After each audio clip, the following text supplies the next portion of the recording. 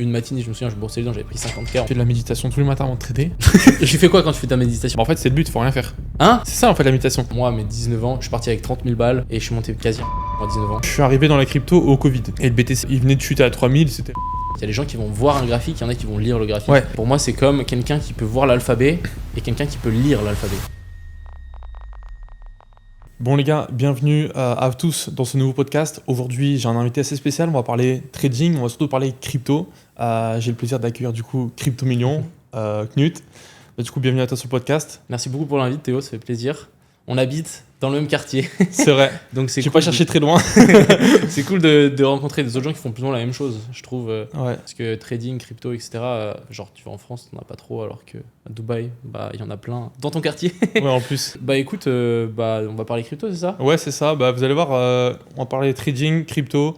Et vous allez voir, ce qui est bien, c'est qu'aujourd'hui, Knut, il trade exactement la même stratégie que moi, un peu sur les cryptos, SMC. Donc, il va vous expliquer un petit peu comment il trade les marchés crypto, quelle est on va dire, la différence avec le marché Forex que moi, je peux trader. Voilà, écoute, commence par te présenter rapidement, depuis quand tu fais la crypto. Et puis, Je fais du trading, je dirais, j'ai commencé par le Forex, je pense en 2016 ou 2017. Et après, j'ai switch crypto parce que je me suis dit, je trade quelque chose et j'ai l'impression d'aider finalement l'écosystème crypto, tu vois. Quand tu trades le Forex, tu viens, tu prends ta thune et tu te barres. Ouais. Alors que quand en crypto, je me dis, ok, tu contribues à quelque chose pour améliorer l'écosystème. Donc, je préfère plus ou moins trader la crypto et je fais ça depuis 2017. J'ai pris 4 ans vraiment pour commencer à gagner de l'argent. Donc, c'est vraiment long. De toute façon, on en reparlera. Ouais. Et maintenant, j'ai développé plein d'autres choses. J'ai une chaîne YouTube où je fais des analyses techniques. Il y a beaucoup de gens qui me disent, tu fais pas le journal de trading. Mais en fait, c'est ma chaîne YouTube. Il y a 1900 vidéos. Ah ouais. Ah, tu poses tous les jours ou quoi? Ouais, non, tous les 2 jours. Et en fait, je montre les trades que je gagne, les trades que je perds. Okay. Et puis même si les gens, mon contenu leur plaît pas, c'est pas grave, je le fais d'abord pour moi. Donc je fais ça. Et j'ai une crypto aussi que j'ai lancée. Ça fait depuis 2021 où on achète des appartements en Suisse. On loue ces appartements et le cash flow, on buy back and burn le token. Et ça, on va le faire à l'infini. Donc les gens qui veulent participer à ce système, ils peuvent. Donc c'est IMO si jamais. De toute façon, je pense qu'il y aura les liens en description. Et puis je pense que c'est plus ou moins tout. Hein. Après, ma chaîne YouTube, analyse technique à fond, trading, parce que je suis vraiment passionné. Je pense que toi aussi. Ouais. Tu peux passer des heures et des heures à juste regarder des bougies qui se dessinent. T'es payé à souffler sur des bougies tous les jours. Mais c'est fou parce que, en fait, comment tu arrives à avoir cette addiction? Toi, t'es tombé comment dans le trading? Genre, t'as commencé par la crypto, enfin par le Forex? Alors, j'ai commencé en premier par une action. En fait, j'ai gagné de l'argent, j'ai fait un apprentissage dessinateur génie civil. J'ai gagné de l'argent et mon père, il m'a dit en montant dans la voiture, je me souviens exactement où c'est, il me dit mais tu fais quoi avec ton argent?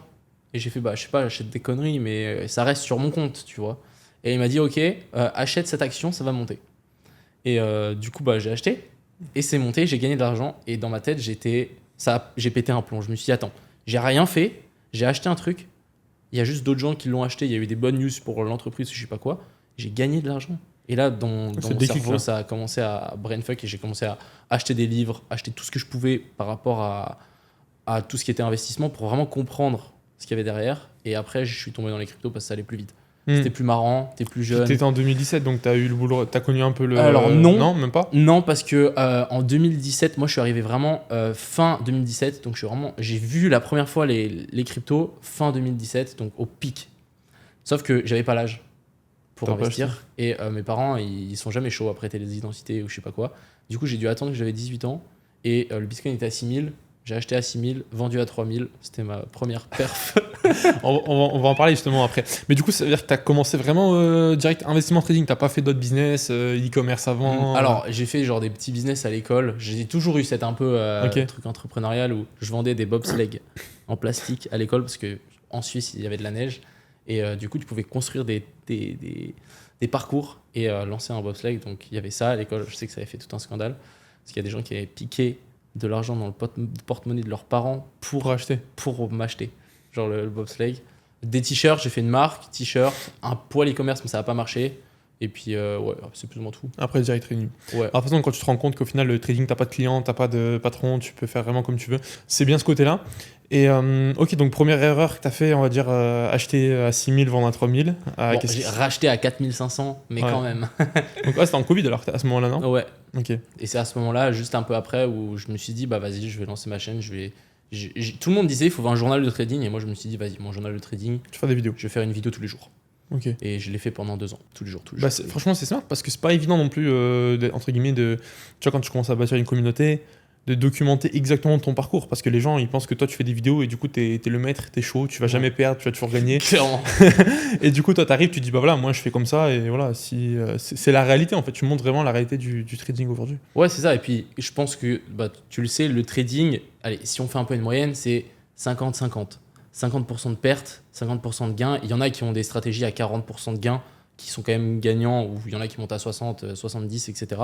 Mais si on fait une moyenne générale, c'est ça. Donc, quand tu fais du trading, bah, les pertes font vraiment partie du trading. Et les gens qui le cachent, bah, simplement, c'est pas... Tu sais que c'est faux. Non, mais ça, c'est clair. Et même au fond de toi, sans forcément le montrer ou autre, il faut déjà être conscient de ça et de l'accepter. Parce qu'aujourd'hui, tu es conscient tout le monde dit oui, personne ne fait 100% de gain en trading. Ouais, ça, c'est ce qu'on dit. Maintenant, est-ce que toi, tu arrives à accepter le fait de prendre 50% de tes trades qui sont perdants? Ouais. Émotionnellement, comment tu l'acceptes? Ouais, Est-ce que tu le vis comme une attaque personnelle en mode ah putain, je me sens blessé, je suis nul, etc. Ou est-ce que tu dis bah ça fait partie du jeu, ça fait partie de mon système, et noir ou blanc, gain ou perte, demain je répète la même opération, et à la fin du mois, à la fin du trimestre, à la fin de l'année, bah, je sais que je suis en gain. Ouais, clairement. Mais vu que toi, tu trades Forex et trading, Forex et crypto, est-ce que tu vois une différence? Genre dans les setups, est-ce qu'ils sont plus respectés en Forex? Alors déjà, moi je fais du Forex depuis, j'ai commencé, c'était en 2020, Ok. donc c'est quand même plus récent, mais c'est quand même c'est déjà 5 ans quand même. Ah, Ça fait déjà passe 5 ans. vite. Et la crypto, franchement, c'est récent. Hein. La crypto, je pense, ça fait moins de 6 mois que je commence à la trader, et encore, c'est de manière très light. Genre, c'est peut-être même pas une, tu vois, c'est peut-être une position par semaine, tu vois. Ouais, ok. Vraiment, je vais vraiment pas forcer le truc parce que je veux vraiment prendre des bons setups, et c'est la leçon que j'ai vraiment compris sur le Forex. Et c'est surtout qu'en crypto, bah, c'est choquant. La différence, c'est que alors, tu as quand même plus de choix. Tu as beaucoup de crypto maintenant. Il faut vraiment, pour moi, tu vois, je reste vraiment sur des. T'as quoi comme crypto? Bah, je T'en vais as 5, rester. 6? Moi, ouais, là, vu que je teste encore, je suis encore en une phase de test, j'ai quand même une liste de 10 cryptos. Ok. Mais je veux dire, je vais rester dans le top 50, tu vois. Ouais. Et après, Bah, de là, toute je façon, commence à après- voir qu'il y en a qui sont plus ou moins volatiles, qui ont plus ou moins de setup. Il y en a qui ont pas de setup. Genre, c'est des trucs, c'est linéaire. Soit ça fait que descendre doucement, soit ça fait que monter Non, doucement. ouais. Mais la différence pour le côté crypto, et moi je vais mettre en regard les gens, hein, on va le dire, mais en tout cas, moi je pense que ceux qui débutent dans le trading, il ne faut pas commencer par le trading crypto. Je sais pas si toi tu es OK avec ça, mais moi par rapport à la volatilité aujourd'hui des marchés, alors ça peut être bien dans un sens, parce que moi quand je prends des setups où c'est une vraie rentrée précise, ouais, ça peut aller vite. Des fois en une heure, tu fais 4-5 R, tu te dis putain, c'est incroyable. Ouais. Mais pour vraiment un débutant qui se lance dans le trading, je suis pas sûr.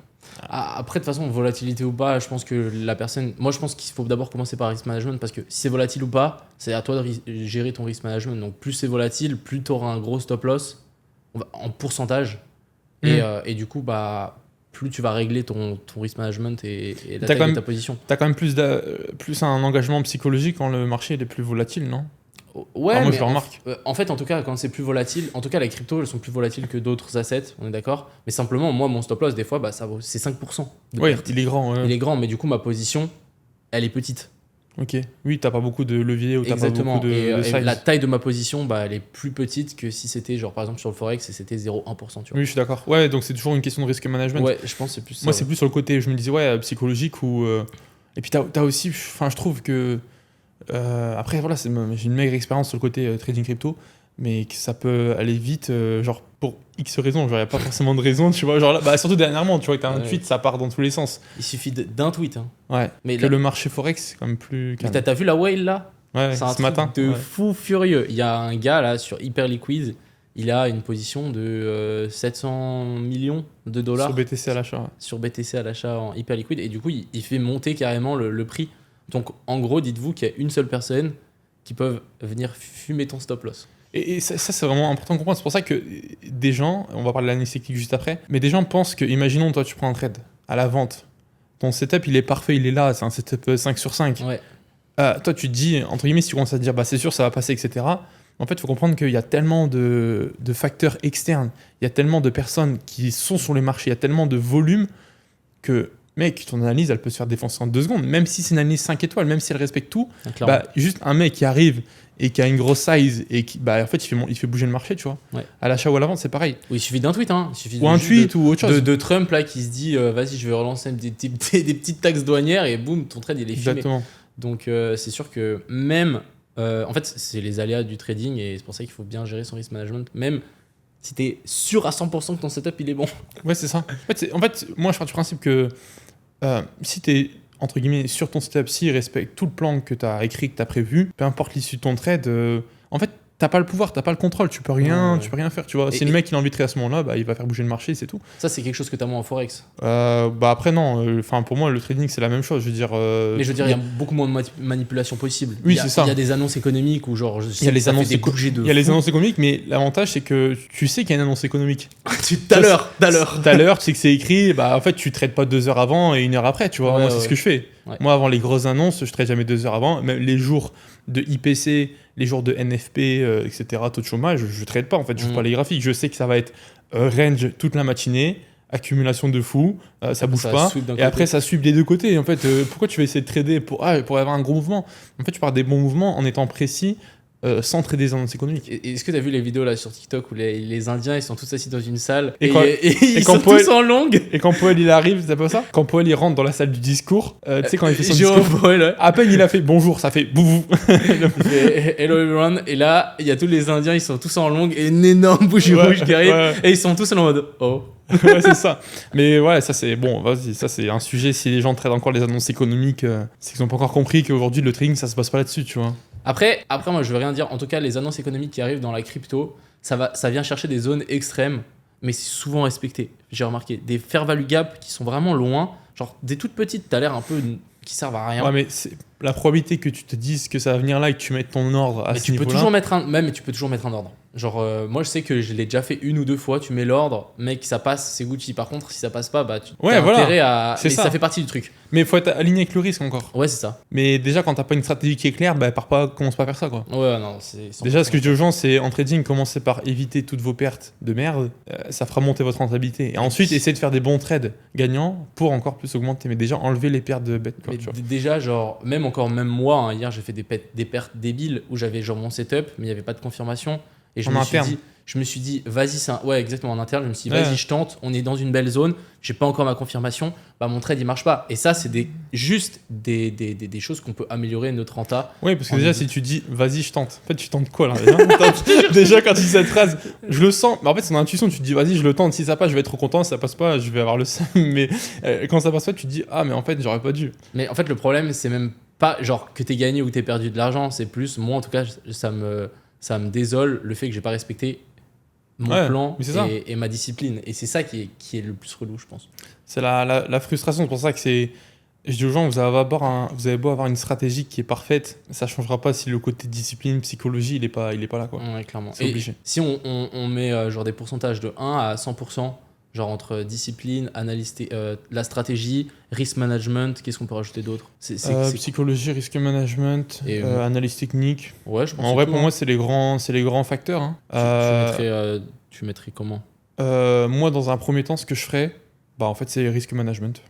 En premier. Pour moi, c'est le plus important. Combien de pourcentage? Je pense que le risque... En fait, si tu as le risk management et la discipline de ton plan, c'est essentiel. Même si la stratégie, c'est la merde. Non, mais moi, je connais des mecs qui traitent support résistance, gros, ils font de l'argent. Parce que juste, ils sont disciplinés, ils ont un vrai plan et ils ont une bonne gestion du risque. Ouais. Par contre, ils vont trader peut-être, bien sûr, ils vont pas avoir des entrées SMC précises, etc. Ils vont être dans le drawdown pendant 2-3 jours peut-être.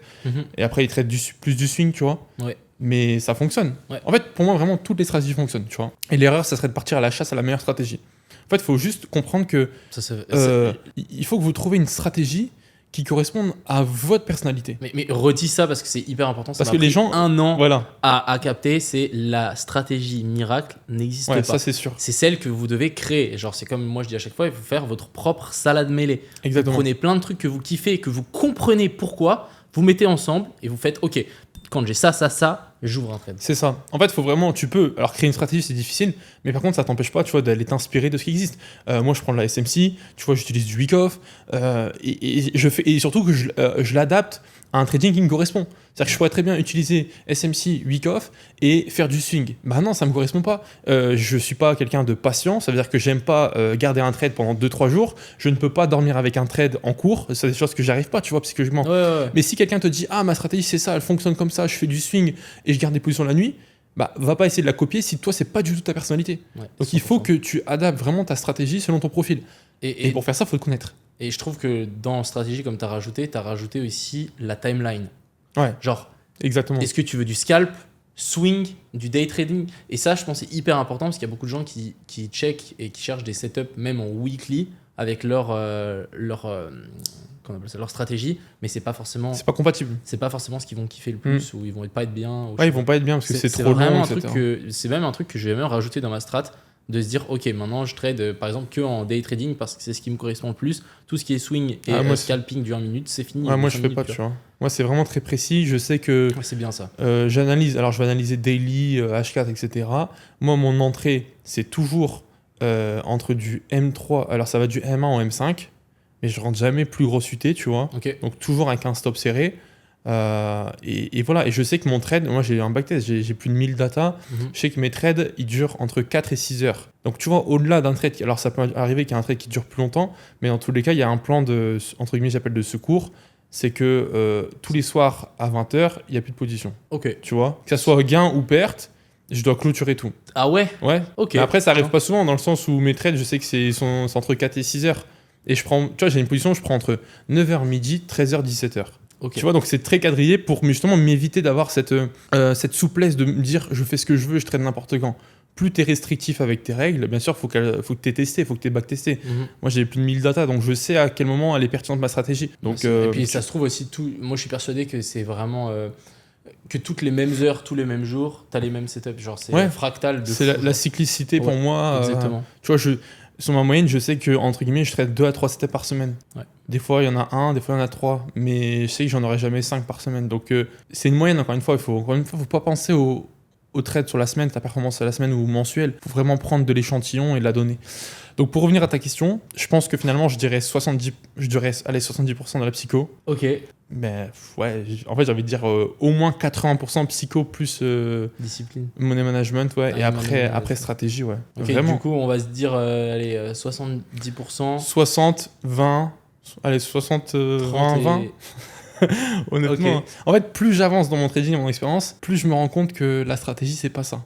Ok, c'est la base, c'est le fondement, Mhm. mais je peux te donner ma stratégie, tu vas pas faire d'argent. Et vraiment de ouf. Parce que derrière, si t'as pas le même psycho que moi ou le même money management, ça changera rien. Hein. Ouais, c'est fini. Parce que tu suivras même pas le plan de base qui fonctionne. Genre, Ouais. tu peux avoir la stratégie, la stratégie incroyable au monde. Si t'as pas de discipline, si t'as pas de risk management, tu vas tout foirer.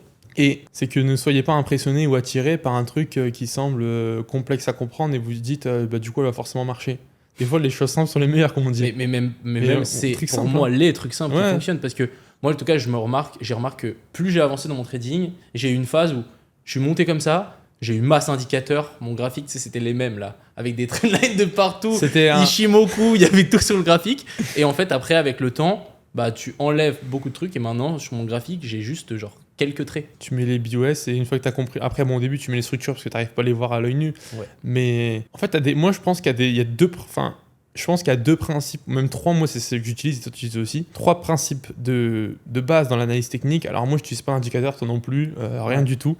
Pour moi il y a trois choses vraiment à comprendre et que vous devez mettre en place dans votre analyse. Je parle sur plutôt la HTF, mais même la LTS ça peut s'appliquer. Un, c'est les structures. Vous devez vraiment comprendre dans quelle tendance vous êtes. Est-ce qu'on est bullish, bearish, continuation? Est-ce qu'on est sur un retracement? Juste ça, Juste ça, c'est tellement dur. Tu vas éviter de te tromper de bille en Mais fait. pour moi, c'est déjà super dur. Tu auras déjà la direction du marché. Non, mais c'est super dur parce que dans toutes les time frames, tu as Oui, une direction Mais c'est la différente. fractalité de comprendre Exactement. en H4, est-ce que tu es bullish, en H1 tu es baissier.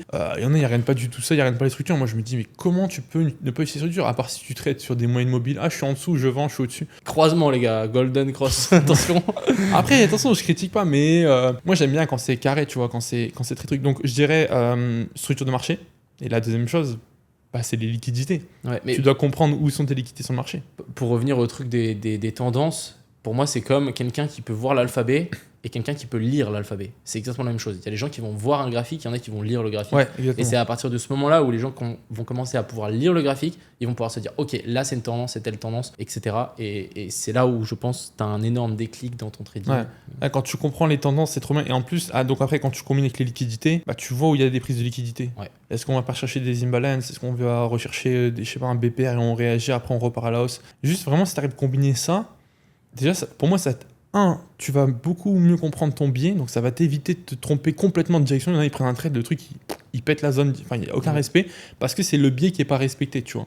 Et en troisième, je rajouterais, c'est des zones d'intérêt. En fait, tu rentres sur des OB, des VG, des imbalances, parce qu'il y a un endroit pertinent, il y a une zone clé où le marché va réagir. S'il n'y a rien à cet endroit-là, ça va passer à travers. Exactement. Et juste ça, Mais juste, genre, vraiment. pour moi, c'est trouve la tendance, t'attends la zone intéressante, donc ta zone ETE, t'as sous la zone des 0,5, FVG, confirmation en interne dans En cette LTF. petite tendance. Ouais, c'est tout. Basta. Après, confirmation, voilà, là c'est là où on rentre plus dans le concret de l'analyse technique. Comment tu rentres en position, qu'est-ce que tu utilises dans la LTF, comment tu rentres en 5 minutes, est-ce que tu attends un MSS, est-ce que tu attends, je sais pas, une pin bar englobante. Enfin, il y a plein de choses. Mais en réalité, tout peut fonctionner. Mais si vous testez un seul concept sur 2-3 trades et vous prenez malheureusement 2-3 SL et vous dites « Ah, ça marche pas », non, c'est pas comme ça que vous pouvez savoir si c'est rentable ou pas. Il faut vraiment tester sur du long terme et c'est ça qui est long. Et ce qui est bien avec TradingView, moi je conseille aussi à les gens, s'ils veulent aller apprendre, c'est un espèce d'outil où tu peux revenir dans le passé. Ouais. Et en gros, tu te mets en 5 minutes, t'analyses, tu mets sur play, t'attends, dès que tu vois quelque chose d'intéressant, tu mets sur stop, tu mets ton setup, Voilà, et tu exactement. regardes si ça passe, et backtest, tu fais ça, mec, tu fais ça à longueur de journée. Gros, j'ai fait ça pendant des années, gros. J'ai fait 1000 data comme ça, 5 minutes par 5 minutes. Tiens, c'est long, c'est très long. Mais après, au moins, tu sais Quand on est que passionné, en condition de marché, tu sais que ça marche. Tu vois. Et tu peux tester ça sur 2016, des années il y a longtemps. Tu vas voir si ça Ce marche. qui est vraiment bien avec ce marché, c'est que même si ça traverse les années, le temps, etc., c'est tellement fractal, c'est toujours les mêmes setups qui vont revenir. C'est des toujours la même concepts chose. qui fonctionnent tout le temps, tu vois. Exactement. Parce que c'est les bases, entre guillemets, des marchés. Ouais.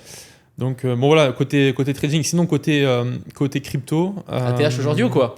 Je sais pas, on est à combien là on est le 21 mai, alors on tourne cette vidéo, mais je crois qu'on est à $2000 de l'ATH, donc Ouais, 2800 exactement. il manque $2800 pour faire l'ATH. Donc on n'est pas loin. C'est quand même assez fou ce qui se passe. C'est bientôt un ATH super calme. Ouais, le mais je monde pense s'en que bat les dès que ça couilles. va toucher l'ATH, on va en parler partout. Hein. Non? Je sais pas, je pense qu'il faudrait vraiment une grosse giga bougie. Ou bien ouais, parce que là, tu penses qu'on en parle pas parce que ça monte tellement... Bah après lentement, on va dire lentement, gros, ça fait un mois, le truc, il a repris 50%, personne n'en parle quand même. Ouais, vraiment, c'est abusé. On est passé de 70 000 à... On a combien? Bah plus 100 000. Ouais, mais c'est vrai que ça peut aller sans doute plus haut, hein, parce que en plus, s'ils baissent les taux d'intérêt, ça peut vite amener encore plus de liquidité dans tous les marchés à risque. Plus l'euphorie. C'est surtout l'euphorie des particuliers qui peut aussi entraîner le... Mais ça, je sais pas si on l'aura. Est-ce qu'on l'aura normalement? J'espère que plutôt on l'aura sur les alts.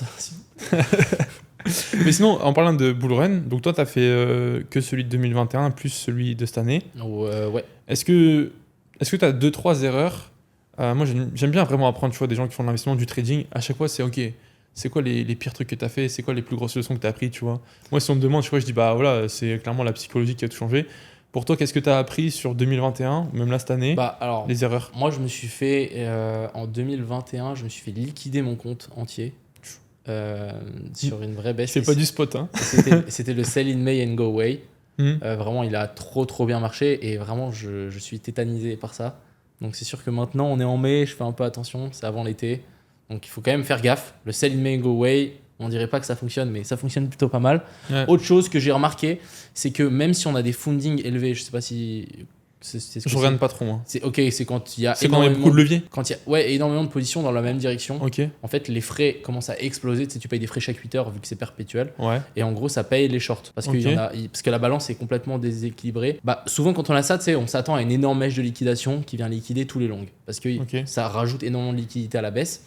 Et ben en fait, moi, ce que j'ai appris en 2021, c'est que même si tu as des fundings hyper élevés et que tu es en pleine euphorie, le Ça truc il peut continue à continuer. monter. Ok. Et il fait gagner énormément de gens à un instant T, mais il les récupérera plus tard. Donc ça, c'est vraiment quelque chose aussi que j'ai appris et que plus tard, quand ça va être récupéré, c'est différent. C'est plus en mode, on fait une correction. Du coup, ces mêmes personnes qui ont gagné de l'argent avant, longue, sauf que la correction, bah, on redip. Ouais. On redip. Et elle va encore Et plus on bas. redip. Du coup, à chaque fois, le Et liquide. du coup, en fait, c'est à ce moment-là où bah, les gens qui le full longuaient avant, bah, ils ont continué à le faire sur la baisse. Sauf qu'ils se font juste arracher parce qu'ils pensent qu'ils peuvent gagner de nouveau et qu'on est toujours dans une espèce de tendance haussière, alors que pas forcément. Ouais, ils n'arrivent pas à changer leur billet, ils restent persuadés que. Exactement. Et du coup, tu peux expliquer rapidement ce que c'est le. Soit c'est sell in May, go away, Ouais. ou soit c'est buy. Il y a pas un truc comme ça? Non, mais ça, c'est une blague. Genre, c'est Ok. buy in May and don't coup- be gay. C'est ça que t'as mis en plus. C'est ça que j'avais mis en story. Mais... non, parce que il fallait mettre les deux trucs. Ouais. C'était le truc. Du coup, en gros, sell in May, c'est le principe, c'est en gros de vendre tes positions avant l'été et en mode tranquille. C'est ça, parce qu'en fait, l'été, il y a tous les professionnels des marchés financiers, etc. Ils partent en vacances et la plupart du temps, ils cash out aussi un peu. Ouais, ils coupent des Et puis, positions. il n'y a pas de résultats de société. L'été, c'est tout ralenti, en tout cas le monde de la finance. Et c'est plus à la rentrée, vers octobre, novembre, même août, où genre il y a la rentrée, les gens sont blindés, ils ont plein d'énergie après les vacances, ils rentrent sur les marchés et là ils veulent tout casser. Un peu comme les particuliers en fait. Ouais, c'est ça. Ok. C'est un peu ça. Et du coup, c'est à ce moment-là souvent que le marché repart. C'est pour ça que souvent on a des runs genre Noël, janvier, parce que les gens sont trop hype. Mais on verra. Franchement, pour le moment, on se rapproche de la TH en mai. Je me dis, à tous les coups, on sweep la TH, donc on fait juste une mèche pour prendre les liquidités et ensuite après on range un peu, on dégringole un peu et je voudrais bien voir à ce moment-là une grosse chute de la dominance du BTC. Donc la dominance du BTC, pour les gens qui ne savent pas, c'est le pourcentage d'argent qu'il y a en market cap dans le Bitcoin par rapport à tous les autres cryptos. Et là on est quoi, à 64% je crois. Ouais. Donc c'est super haut. Et si on vient sweep le high, il y a peut-être des gens qui vont se dire ok, peut-être j'achèterai pas du BTC, je vais acheter des alts, ou je vais peut-être vendre mes BTC pour acheter des alts. Et du coup la balance va commencer à s'inverser. Mais franchement, il y a un truc que je me dis, c'est les gens quand ils vont comprendre ça. Et que, encore une fois, moi je dis que la season elle est arrivée il y a 3 mois, ce n'est pas arrivé, donc c'est clairement une erreur. Après, je pense que tout le marché est complètement déréglé, en tout cas actuellement. Personne ne peut savoir de toute façon dans tous les cas. Ouais, tu mais peux pas anticiper, tu peux pas savoir. si on se basait sur le bull run d'avant. Si tu te bases sur ce qui s'est fait avant, mais encore une fois, comme on dit souvent en trading, les performances passées ne garantissent pas les performances futures. Donc on essaye de se baser sur le passé parce qu'il y a que sur ça qu'on peut se baser pour essayer de deviner le futur. Tu vois, c'est comme en poker, tu te bases sur les mains qui sont déjà passées. Tu peux essayer, ou non, c'est au blackjack, tu peux essayer de comprendre les futures cartes qui peuvent arriver. Mais en aucun cas, tu as une certitude que la prochaine carte sera un as de cœur, tu vois. Ouais. Donc tu sais pas forcément maintenant. Encore une fois, on a des convictions, on a un minimum d'espoir dans le marché. Mais voilà, on n'a aucune certitude, tu vois. En tout cas, il y avait une fenêtre de tir il y a 3 mois. Moi, j'avais tenté, c'est pas passé. Et là, je pense qu'on se rapproche d'une nouvelle fenêtre de tir pour cette all season. On a déjà eu un premier breakout. On est en train de remonter un peu. On verra si on se fait rejeter. Mais si c'est le cas, si ça s'aligne avec un sweep de l'ATH, ça peut vraiment être bénéfique pour les alts. Et je laisse imaginer le nombre d'argent qui est accumulé dans le Bitcoin se déverser dans des petites capitalisations. Ouais, je suis d'accord aussi. Après, tu penses pas qu'il y a beaucoup d'argent qui a accumulé dans le BTC, mais beaucoup de cet argent-là est institutionnel? Ouais. Pour moi, c'est des gros fonds, des banques, des sociétés. Est-ce que tu penses que ces sociétés, elles ont acheté du Bitcoin pour se dire je vais faire un peu de profit et ensuite vendre une partie de leur BTC pour mettre en alt? Pas du tout, parce que déjà ils ont pas pas d'ETF, ils peuvent pas le faire. Oui, voilà. Mais il y a plein de gens qui étaient là avant ces gens-là. Il y a quand même beaucoup de particuliers encore je pense par rapport aux institutions. Ouais, je pense qu'il y a beaucoup même de sociétés privées, de personnes simplement comme nous, lambda, qui ont énormément de Bitcoin, qui en avaient déjà avant. Après, c'est peut-être des Bitcoin maximalistes, mais pour être honnête, en tout cas, moi, ce que je ferais, c'est si j'avais énormément de Bitcoin, au bout d'un moment, je déchargerais et j'essaierais d'aller prendre du risque peu de perf ailleurs. Mais pas beaucoup. À voir. Mec, des fois 10 et des fois 20, tu peux le taper sur les alts, mais là, sur le Bitcoin, actuellement, dans un pas sur à court terme, quoi. Pas tout de suite, quoi. Donc, on verra, ça va être super intéressant. Donc, donc là, si tu reviens à l'erreur un peu, tu t'es fait liquider, mais quand tu dis que tu t'es fait liquider, c'est que tu étais en futur alors. Ouais, c'est ça. En fait, moi, à mes 19 ans, je suis parti avec 30 000 balles et je suis monté quasi à 1 million à 19 ans. Ouais. Mais c'était vraiment genre, je suis arrivé au bon moment et j'étais full dégène. Et vraiment, j'étais full levier, je longuais tout, n'importe quoi. En une matinée, je me souviens, je me brossais les dents, j'avais pris 50K entre le moment où je me lève et je me brosse les dents. Donc c'était vraiment fou. Mais bon, voilà, la réalité m'a vite rattrapé. Et j'ai appris beaucoup de choses de ça, que j'espère plus tard, quand j'aurai bien plus, je refais pas la même erreur.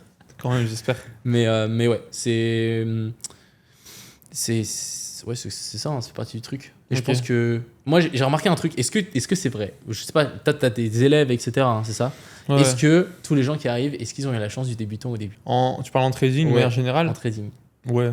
Mais j'ai l'impression que toutes les personnes... Pas tous, mais...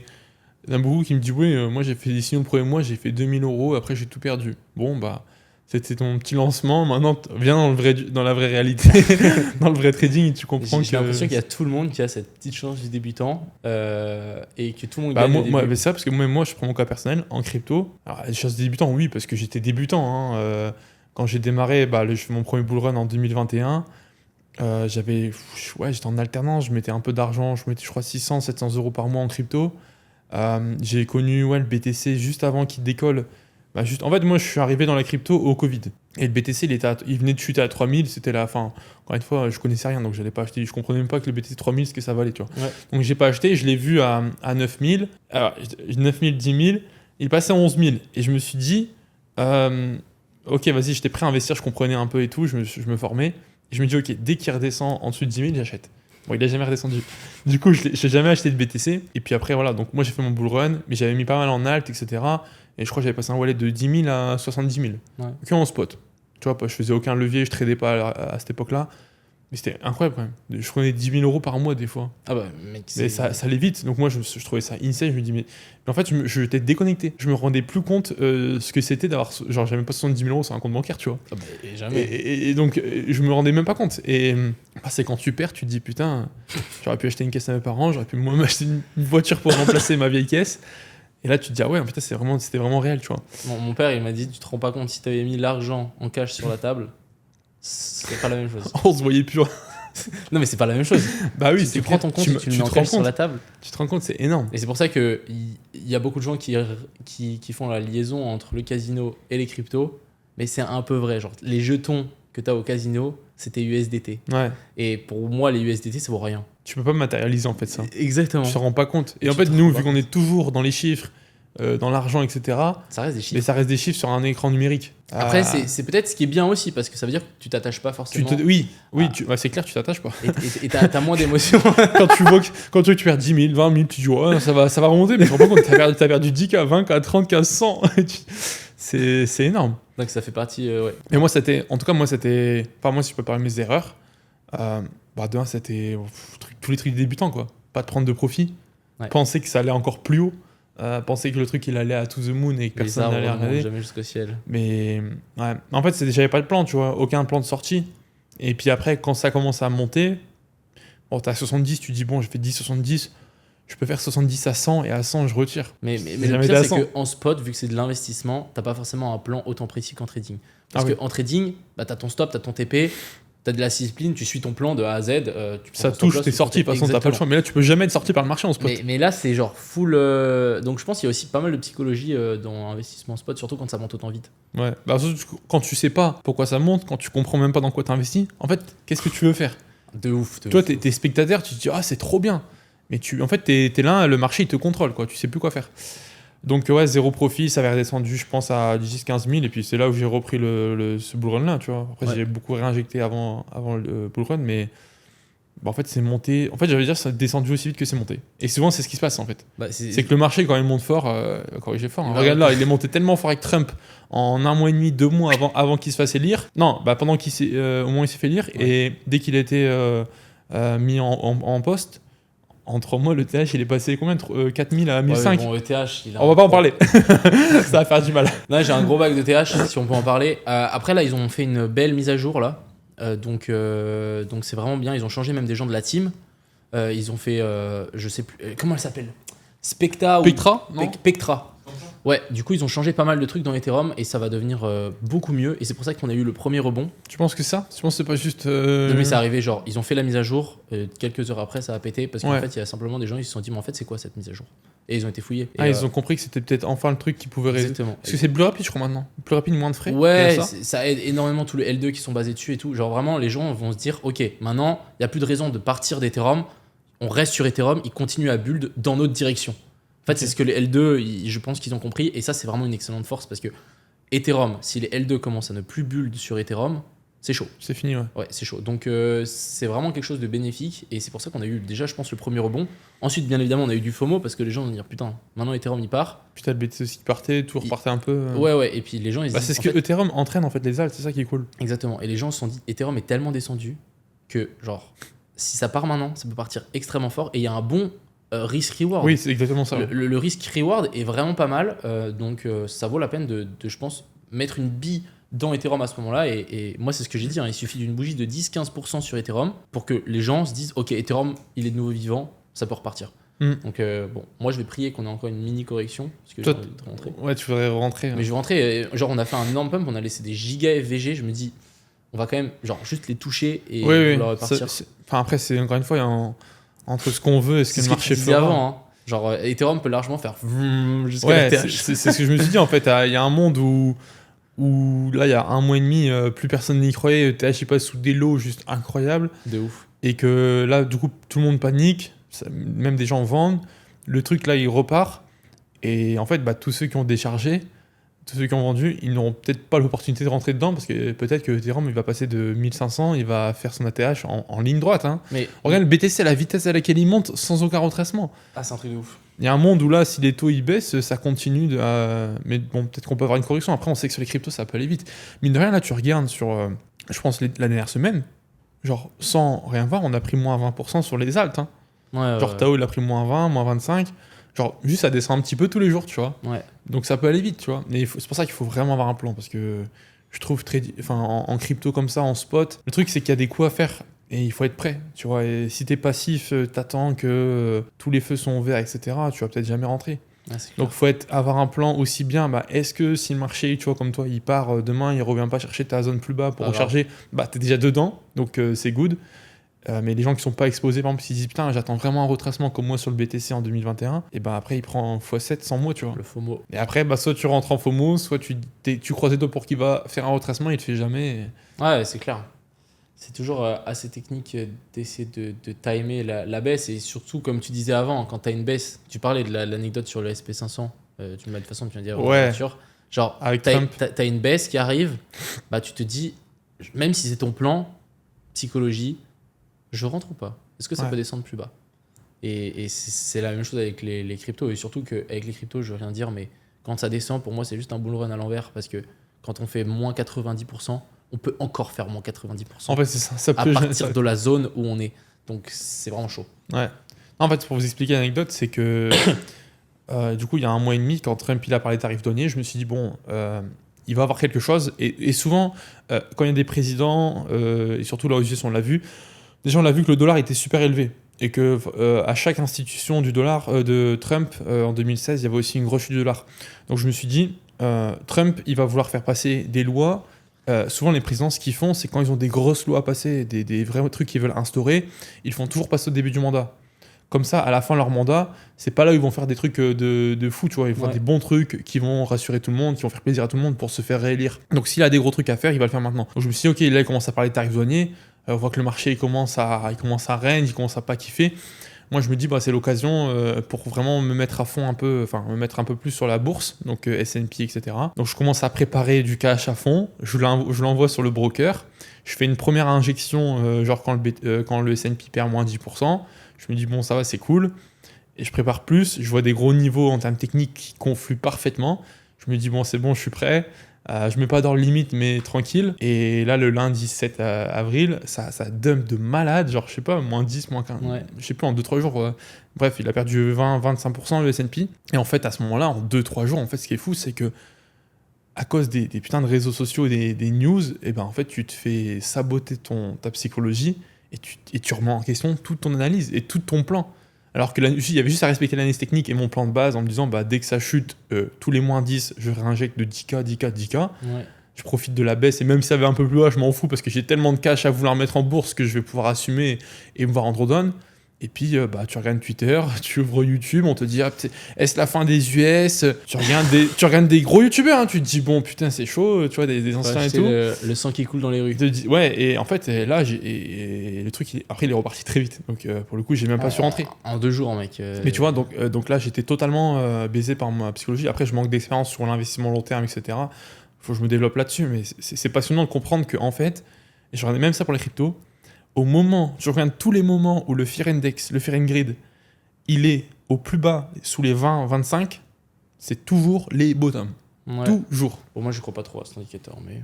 Tu trouves pas? Regarde le Fear Index. Alors, moi, je regarde, à chaque fois qu'il est dans la peur max... Il faut vraiment aller vraiment... Moi, je l'ai déjà vu, genre, vraiment au fond, mais rester comme ça pendant 1 semaine ou 2 semaines, tu vois. Oui, mais alors... Mais c'est pas grave. Mais ça continue à deep, hein.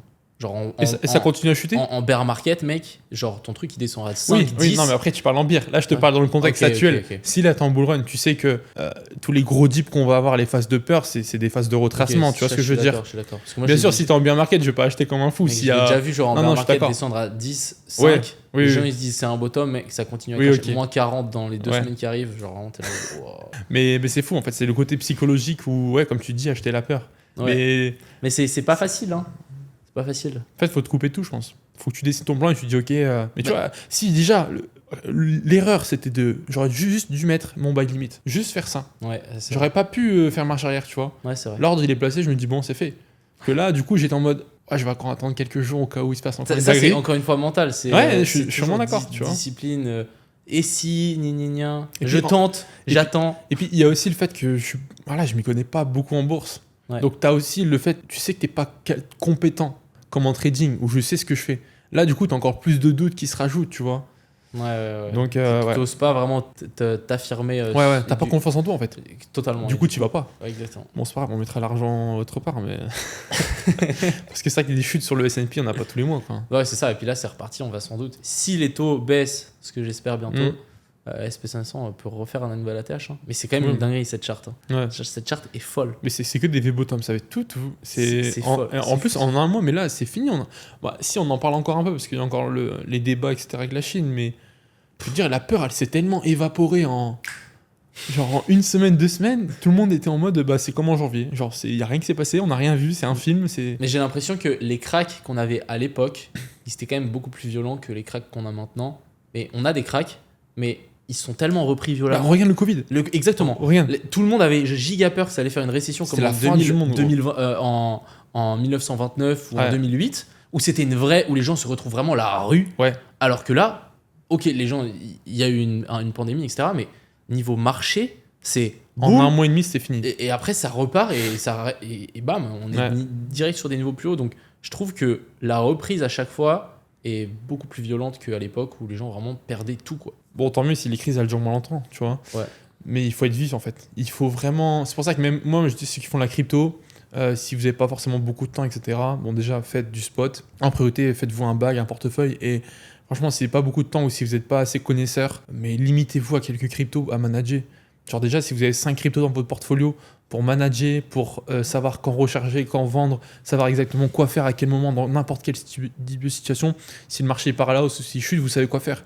Parce qu'il y en a, ils ont des portefeuilles à 15 cryptos, mais ils n'ont pas le temps, ils font pas ça à plein temps comme nous. Tu peux pas tout gérer, tu vois. Ah, c'est Alors clair. regarde le moment où il y a une grosse baisse comme ça, tu regardes toutes tes cryptos, tu sais même plus quoi faire, t'es Après, là. si c'est pour l'investissement, t'achètes et t'es là en mode vas-y, j'aime bien ce projet, et puis j'attends. Ouais, mais en vrai, moi je l'ai vu, je hold depuis en crypto. Ah, tu Ah, holds plus? Bah à part 2-3 cryptos où vraiment. Mais quand je dis hold, c'est.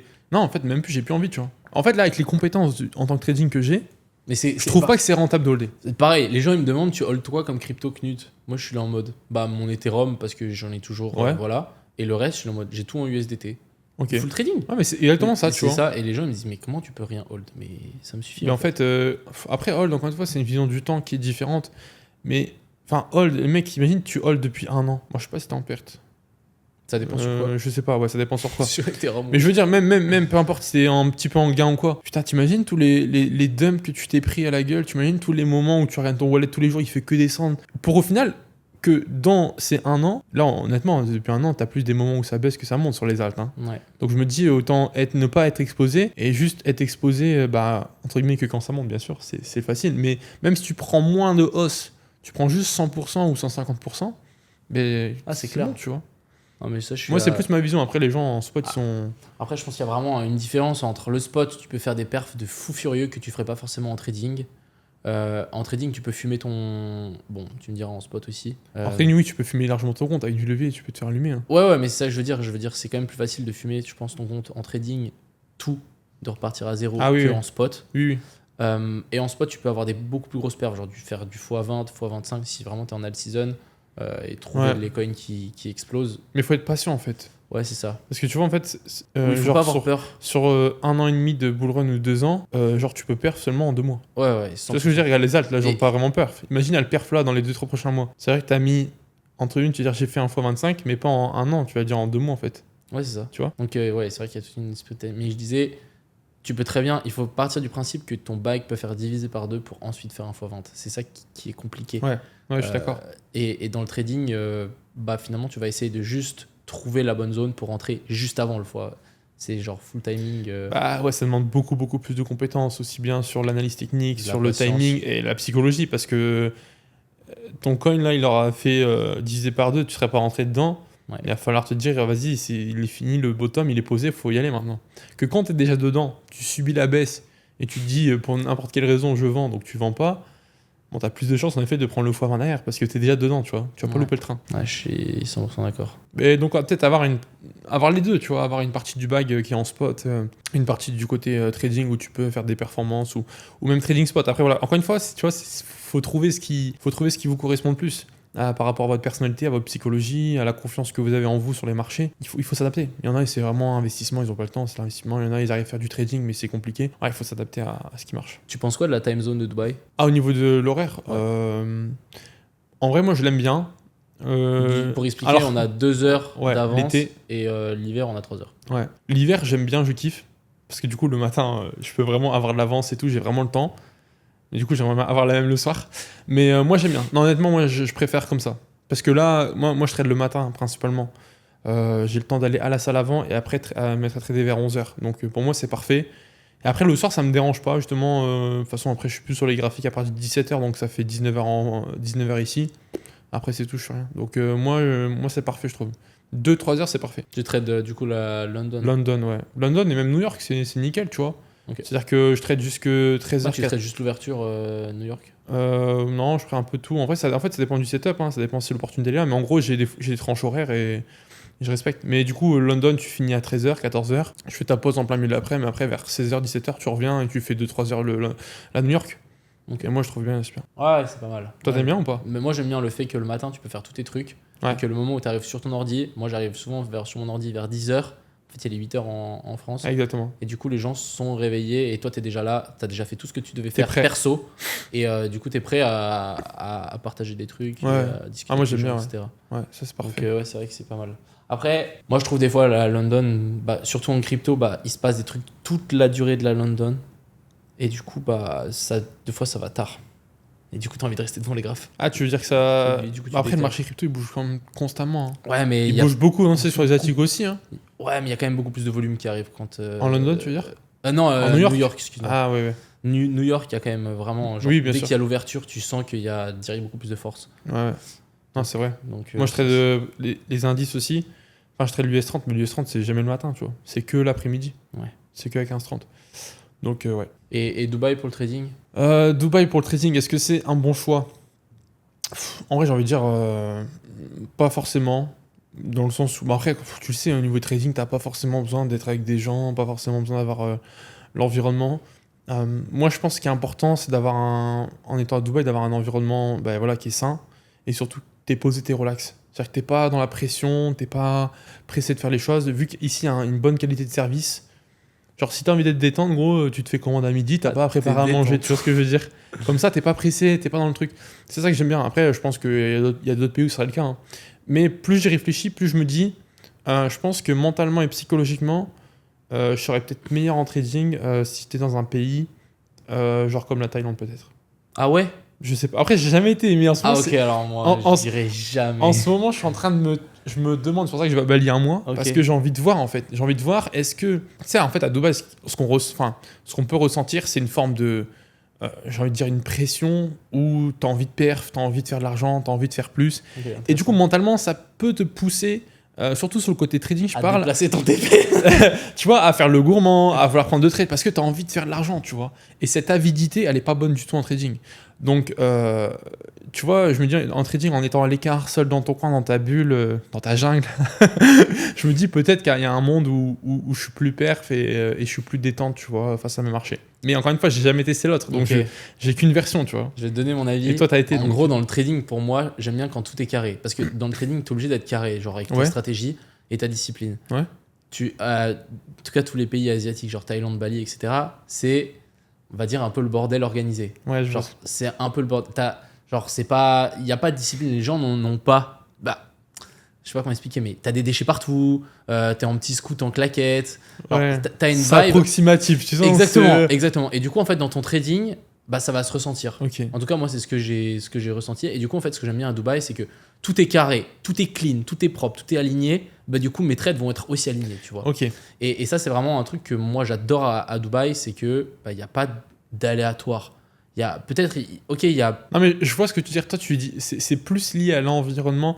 Mais je vois ce que tu veux dire. En fait, quand tu penses par exemple à Bali où tu dis, ouais, t'es en scout, c'est la jungle, t'es comme ça. T'as l'impression que t'es sur un setup dans un bar, t'es comme ça en train de t'es comme ça en train de trader. Transpirant, il fait humide. Ouais. Oui, Genre, donc je comprends. Oui, ça serait pas le mon délire. c'est pas. Ouais, bah, tu. Donc je vais pas kiffer. Bah, en fait, si c'est pour les vacances, tu vas kiffer. Mais pour faire du trading. Mais t'es pas dans de bonnes conditions pour trader en fait. Pas du tout.